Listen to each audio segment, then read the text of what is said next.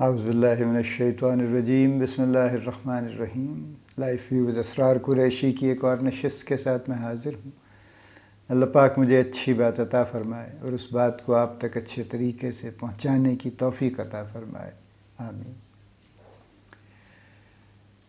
One of the topics جو کہ میں نے کافی تفصیل میں لیا تھا، اور اس کی بیک گراؤنڈ بھی یہ تھی کہ میں یہ چاہتا تھا کہ وہ لوگ جو ورک فورس میں آ رہے ہیں ان کے لیے کوئی ریسورس ایسا اویلیبل ہو جس سے وہ اپنے آپ کو ورک فورس میں آنے کے لیے تیار کر سکیں، اپنے آپ کو یعنی ورک فورس میں لا سکیں، اور اس کے بعد جب وہ آ جائیں تو پھر وہ بہتر طریقے سے سسٹین کر سکیں اور اپنے آپ کو گروتھ کی اس پاتھ وے پہ، اس ٹریجیکٹری پہ ڈال سکیں۔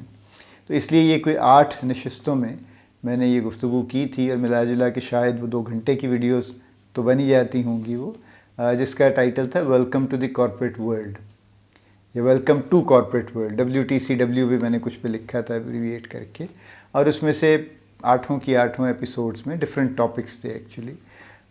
وہ جو کوئی دیکھنا چاہے وہ جا کے WTCW یا ویلکم ٹو کارپوریٹ ورلڈ میرے چینل پہ سرچ کر کے اور ان ویڈیوز کو دیکھ سکتے ہیں۔ وہ ایک ہی سیریز میں ہیں، 1 to 8 میں ایکچولی۔ اس کا کچھ جو اس کا سنیپ شاٹ ہے وہ میں آپ سے شیئر کرنا چاہتا ہوں۔ بنیادی طور پہ پرابلم یہ ہے کہ جب بچے یونیورسٹی سے یا کالج سے نکلتے ہیں تو وہ ڈس ریگارڈنگ کہ وہ کون سی اسٹریم سے آ رہے ہیں، معاملہ سب کا ایک ہی ہے۔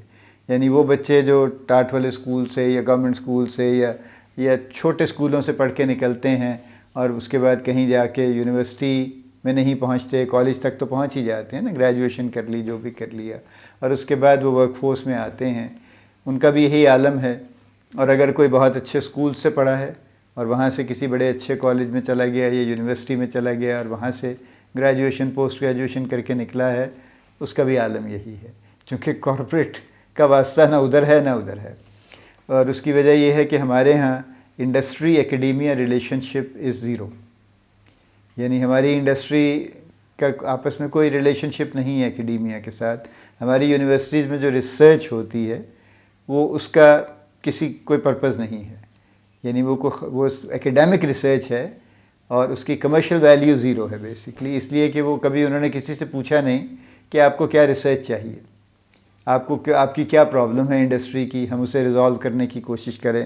ان کی سمجھ میں جو آتا ہے ایکیڈیمکلی وہ اس حساب سے ریسرچ کروا دیتے ہیں اسٹوڈنٹس کو، اس پہ ان کو ماسٹرز کی ڈگریاں بھی مل جاتی ہیں، اسی پہ PhD بھی ہو جاتی ہے، but it's purely academic and it has zero practical اور کمرشل ویلیو ایکچولی۔ تو یہ ایک بہت بڑا گیپ ہے جو ہے، اس وجہ سے بھی کوئی چونکہ ریلیشن شپ نہیں ہے تو کوئی ایکسپوجر ہی نہیں ہے، ٹیچرز کا بھی نہیں ہے، تو ٹیچرز کو تو کوئی خبر نہیں کہ کارپوریٹ ورلڈ میں کیا ہوتا ہے، تو اس لیے وہ بچوں کو پریپیئر بھی نہیں کر پاتے۔ تو میں نے اس میں مختلف ٹاپکس لیے تھے، اور اس میں سے سب سے پہلا تو ایک بیک گراؤنڈر تھا اس کا کہ کارپوریٹ ورلڈ اور دوسرے ورلڈ میں فرق کیا ہے۔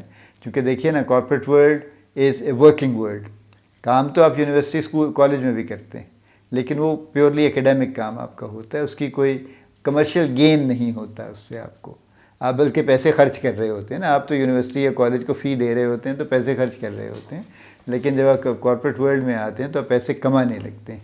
تو پیسے کمانا is much more difficult as compare to پیسے دینا، اور یعنی یونیورسٹی یا کالج جو پرائیویٹ آپ سے پیسے وصول کرتا ہے وہ بھی بڑی مشقت کرتا ہے آپ سے پیسے کھینچنے کے لیے، کئی طرح کے ہیلے بہانے وہ کرتا ہے، لیکن جب آپ خود پیسے کمانے لگتے ہیں تو کارپوریٹ کو کافی کچھ آپ کو دینا پڑتا ہے، اپنی محنت، اپنی قابلیت، اپنا ٹائم، یہ سب کچھ آپ لگاتے ہیں تو پھر کارپوریٹ سے آپ گین کر سکتے ہیں، پیسے کما سکتے ہیں۔